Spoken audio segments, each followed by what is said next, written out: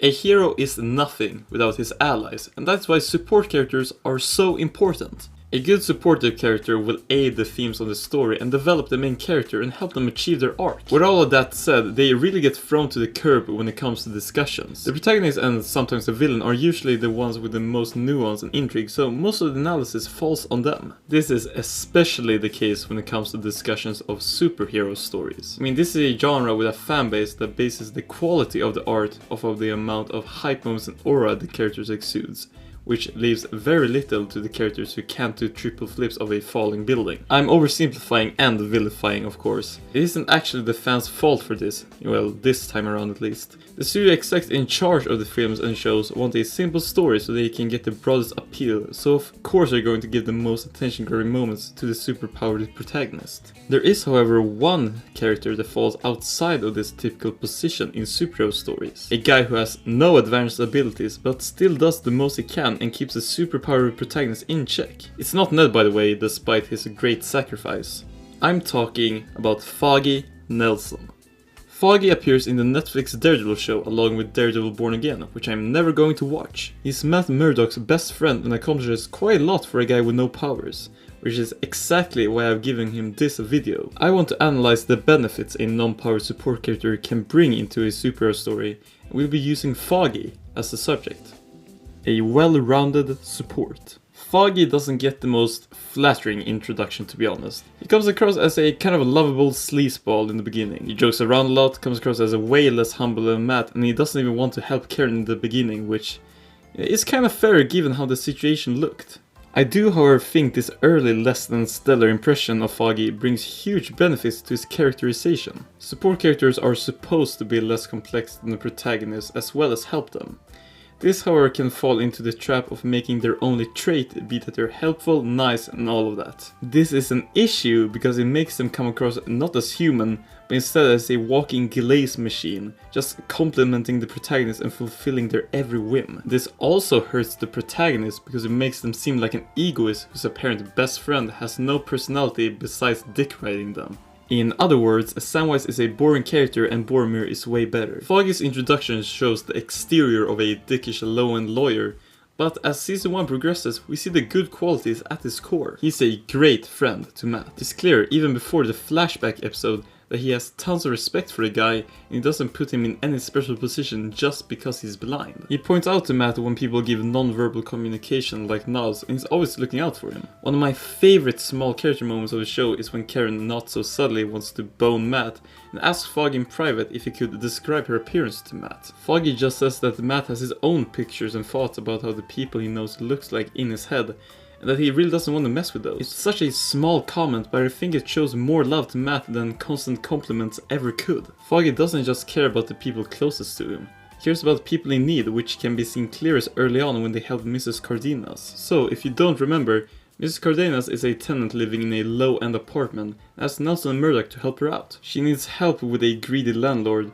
but they eventually find out this is a move by Fisk to try and take over this housing by kicking out the current tenants. Matt uses the information from this to do his usual shtick, but Karen and Foggy are the ones who really spend a lot of time with her thinking up solutions, and they all grow really close. This subplot shows that Foggy is more than willing to help out people in need, even if it goes beyond his services, like repairing broken parts of her home. So, what happens when she's killed by Fisk? All hell breaks loose is what. This is a moment that cements Karen and especially Foggy against Fisk. It's the main reason leading them all to eventually imprisoning him. He realizes the severity of the situation and does everything he can to stop Fisk for the greater good. He still has some of that sleazy energy, but by this point it's clear that he truly cares about doing the right thing and is stubborn as hell about achieving it. That's not to say his sleazy traits are a bad thing. The exact opposite is true. Gives him depth and sets him apart from other supports who are purely nice. The show also shows thoroughly how heroic Foggy can be. He has a great quote that is apparently impossible to find a clip of. We're doomed if we do, doomed if we don't, and I'd rather be doomed by doing.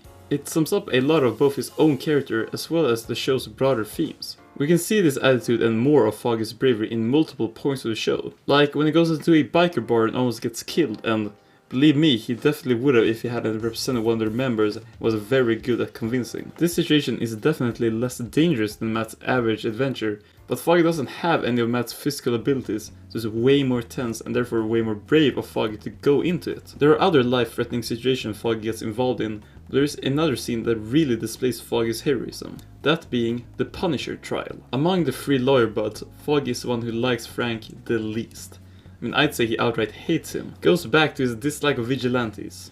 By this point in the show, he's accepted Matt being Daredevil because he can see the benefits he brings to the city, and namely that he doesn't kill. His biggest problem by this point is that Daredevil has brought on vigilante copycats who don't have his ideals or abilities. He's afraid Daredevil might eventually lead to a vigilante who ruthlessly kills people. Oh shit. Foggy only represents Frank because Matt and especially Karen want to. He's more loyal to them than he is hateful of Frank. Foggy only does this because his friends want to and he leaves the biggest tasks to them. Matt is the one who prepares an opening speech meant to sway the jury in Frank's favor. Come the day of the trial and Matt's gone. He's off cracking Elektra, leaving Foggy as the only defense Frank has with no preparation. The DA is also a huge bitch and worse, has a great opening statement that leaves everyone impressed. When Foggy begins his statement, he mutters, babbles, and doesn't even look at the jury. Career-ending stuff, basically. But then he basically says, "Fuck it, we ball," and improvises a great speech. He sets aside his hatred for both the DA and Frank, and he speaks from the heart about what is truly good. The trial does go better after this, up until Frank throws it in the gutter to meet up with Fisk. But if that hadn't happened, Frank would have surely gotten a huge knock off his sentence. Work throughout, and especially Foggy's statement gets him a lot of credibility among other lawyers, and it even eventually leads to him getting a high-paying job. But that's not what's important here. Foggy getting thrown into a situation he wants nothing with but still doing his best for his friends and the greater good is one of the most clear actions of heroism in the entire show. It once again adds great depth to Foggy as he isn't just a comedic Matt Glazer, but rather a fully realized person who has onto the themes of justice and hope the show promotes without losing its focus from Matt's story. Moral compass. But if you just need a support character with depth and complexity, well, we already got Karen. What makes Foggy so special? Well, he serves an important role among the main trio, that being the moral compass.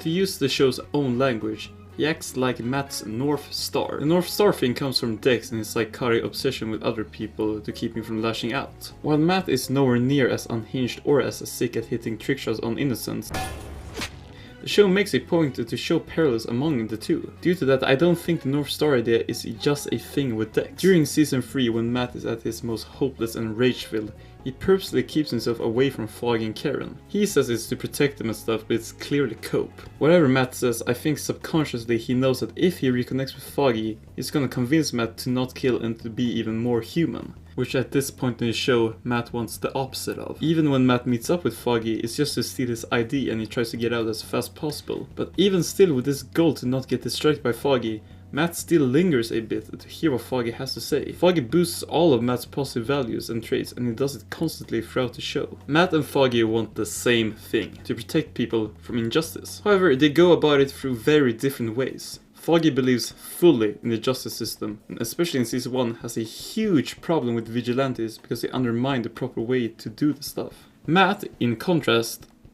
is a vigilante. Awkward. He believes in the justice system. I mean, he wouldn't be a lawyer if he didn't, but he also sees the cracks in it as well, and he seeks to remedy them by working outside of the law. Now, I'm not saying Foggy's total trust in the law is the objective good thing here. I think we can see both in the show and even more in real life that the justice system doesn't fucking work sometimes. However, Foggy believes in the justice system because he sees it as the most balanced and ethical way to deal with these issues. That ethical point is very important here, because compared to Matt and even Karen, Foggy's focus on the legal system keeps him really ethically sound throughout the entire show. We can see this focus on morality in one of the best episodes of the show. The one where Foggy finds out Matt's secret identity. It's Daredevil, by the way. This happens in the latter half of season 1 when Foggy goes into Matt's apartment and finds Matt on the brink of death after his Noble fight. At this point, Foggy hates the man in the mask due to the previously mentioned reasons about disliking vigilantes. So when he finds out Matt is him, it flips their entire relationships on its head. I like the choice of Matt being knocked out and being patched up until morning. It means Foggy has been sitting there for hours contemplating what he has to say, so everything he says isn't entirely emotional, and he truly means it. There are a lot of great bits to this conversation. I really like that it begins with a payoff to the setup to the first thing Foggy ever said in the show. His question about how Matt always ends up with hot girls even though he's blind. Sorry. She was hot, by the way. But I guess you already knew that, huh? Fuck. But I'm not here to waste your time by just mentioning off all the great parts of his conversations. No, I'd rather focus on his confrontation on Matt's motivation. See, Matt talks about the first dude he ever beat up as Daredevil, being a pedophile raping starter. Matt uses this example to convince Foggy that his vigilante work is good, because otherwise the guy would just keep raping kids. Foggy agrees that the guy should face punishment for his crimes. I mean, if he didn't, I would think twice about making a video glazing him. However, he focuses on Matt's motivation why he beat him up. Matt claims it's for justice, but Foggy thinks it could just be that Matt wants to be violent and uses the various criminals as a good way to unleash his rage. This is basically Foggy interrogating Matt on his morality.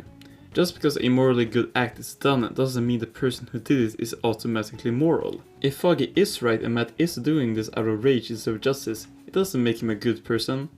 It means he's Dexter. Matt is nowhere near on Dexter's level, especially at this point in the show.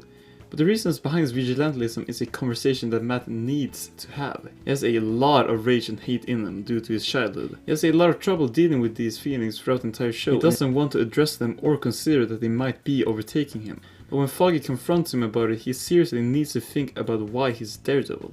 This is a real reality check for Matt, and it fuels him to make sure that he's doing this for justice instead of rage.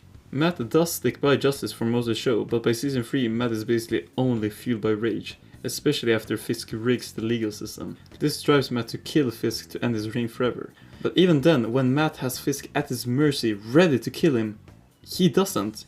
He doesn't because he knows it's not right. You may think he doesn't do it because of his own principles and religious views, which is true, but Foggy is the one who fueled these beliefs and made him even stronger. Matt knows if he kills Fisk, he'll become a man who just wants violence, the thing Foggy fought so hard for Matt not to become. If we look at all the moments Matt chooses to do the right thing, we can always see influences from Foggy who inspires him to stay true to his values. By all accounts, Foggy is the perfect moral compass. So, to sum up, Foggy manages to be the best support character in any support story.